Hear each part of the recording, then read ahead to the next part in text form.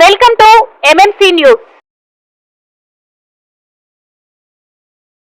విలేకరులందరికీ నమస్కారం. ముఖ్యంగా మీరు చూశారు, అంతకుముందు సంవత్సరంన్నర క్రితం హైదరాబాదులో మేము కేజీఎఫ్ అనేది కమ్మా గ్లోబల్ ఫెడరేషన్ని స్థాపించి ఒక ప్రపంచ సదస్సు చేయడం ఏర్పాటు చేసుకోవడం జరిగింది. అంటే గ్లోబల్ ఫెడరేషన్ అనేది కమ్మా గ్లోబల్ ఫెడరేషన్ అనేది స్థాపించుకోవడానికి కారణం, ప్రపంచవ్యాప్తంగా కొన్ని వందల సంఘాలు, కమ్మ సంఘాలు ఏర్పాటు చేసుకొని కమ్మవారితో పాటు సమాజంలో ఉన్న అన్ని వర్గాల వారికి ఎంతో సేవ చేస్తూ వస్తున్నారు. వాళ్ళందరికీ ఒక గొడుగు సంస్థలాగా, ఒక అంబ్రెల్లా ఆర్గనైజేషన్ లాగా ఈ ప్రపంచ సదస్సు ఏర్పాటు చేసుకోవడం జరిగింది. మేము ముఖ్యంగా కమ్మవారు ఫ్యూడలిస్టిక్ క్యాస్ట్ కాదు, అన్ని వర్గాలని సమానంగా గౌరవించి ఆదరించి వారితో ప్రయాణం చేసే యొక్క సమాజం అది. కానీ కొన్ని కారణాల వల్ల, కొందరు రాజకీయ నాయకుల వల్ల మేము నిష్కారణంగా దాడికి గురవుతూ ఉన్నాం. కాబట్టి ఒక ఐక్యత కావాలి. ఈ రోజుల్లో రాజకీయాల్లో అన్ని వ్యవస్థలను శాసిస్తూ ఉన్నాయి. రాజకీయాల్లో మా వాళ్ళు వెనకబడకుండా ఉన్నత స్థానంలో ఉండాలని ఆ లక్ష్యంతో ఈ నెల 8వ తారీఖు శ్రీపెరంబుదూర్, తమిళనాడు కాంచీపురం జిల్లాలో ఉన్న శ్రీపెరంబుదూర్లో కమ్మ మహానాడు ఏర్పాటు చేసుకోవడం జరిగింది. చాలా అద్భుతమైన స్పందన వచ్చింది. తమిళనాడు రాష్ట్రం నుంచి కాకుండా కొందరు ఆంధ్ర, ఈ బార్డర్లో ఉన్న చిత్తూరు, నెల్లూరు జిల్లాల నుంచి కొందరు, కర్ణాటక నుంచి కొందరు కూడా రావడం జరిగింది. దాంట్లో మేము నిర్దేశించుకున్న లక్ష్యాలు ఏంటంటే, తమిళనాడు రాష్ట్రంలో శాసనసభ ఎన్నికలు రాబోతున్నాయి కాబట్టి అక్కడ మా యొక్క సంఖ్య 65 లక్షల మంది. 2 తెలుగు రాష్ట్రాలు, ఆంధ్ర, తెలంగాణ 2 తెలుగు రాష్ట్రాల సంఖ్య కంటే కూడా తమిళనాడులో ఉన్న కమ్మవారి సంఖ్య ఎక్కువ.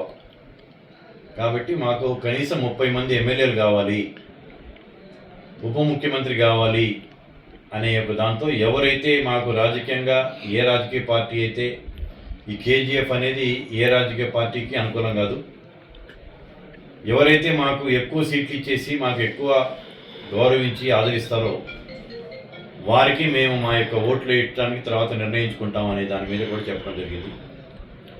ఆ మీటింగ్ తర్వాత ప్రధాన రాజకీయ పార్టీలు, తమిళనాడులో ఉన్న రాజకీయ పార్టీలు అందరూ కూడా మమ్మల్ని సంప్రదించడం జరిగింది.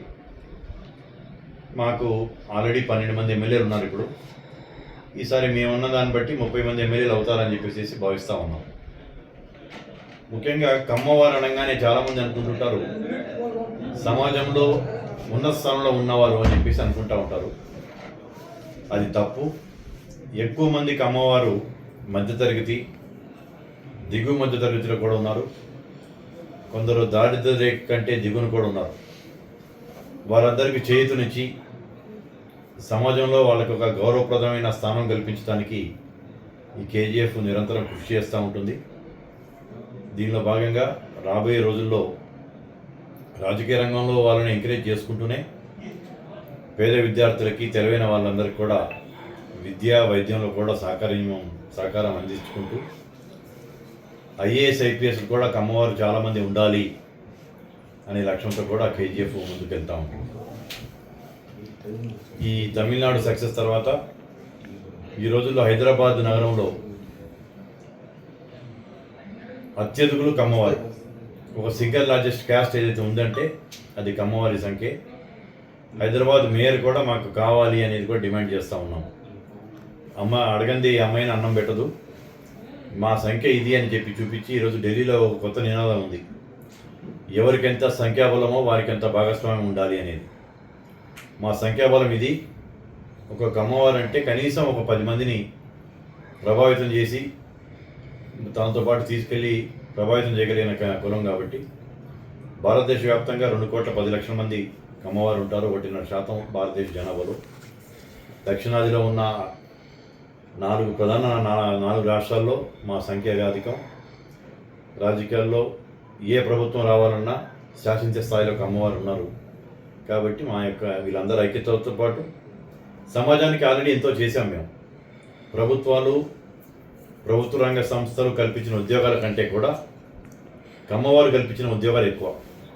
ఆ ఉద్యోగాల్లో ఓ 10% ఉంటే ఉంటారు మా వాళ్ళు, లేకపోతే 20% ఉంటారు, కానీ 80% ఇతర వర్గాల వారే ఉంటారు. కాబట్టి సమాజానికి ఎంతో చేసాం, ముందు ముందు కూడా సమాజానికి ఎంతో చేయాలని చెప్పేసి మేము భావిస్తాము. ఇప్పుడు వెంకటగిరి ఈ యొక్క నియోజకవర్గంలో తాళ్ళూరు సుధాకర్ గారు ఆయన ఎన్నో సేవా కార్యక్రమాలు చేస్తున్నారు. హైదరాబాద్లో స్థిరపడినా కానీ వారి గ్రామంలో కూడా మంచి గుడి కట్టేసేసి ప్రజలందరికీ అందుబాటులో ఉండాలి, దైవ సేవ చేసుకోవడానికి కూడా అనే దానికి కూడా ఇది చేస్తున్నారు. ఇలా ఉదాహరణకి చెప్పుకుంటూ పోతే చాలామంది ఉన్నారు, అందరూ చేసుకుంటూ ఉన్నారు.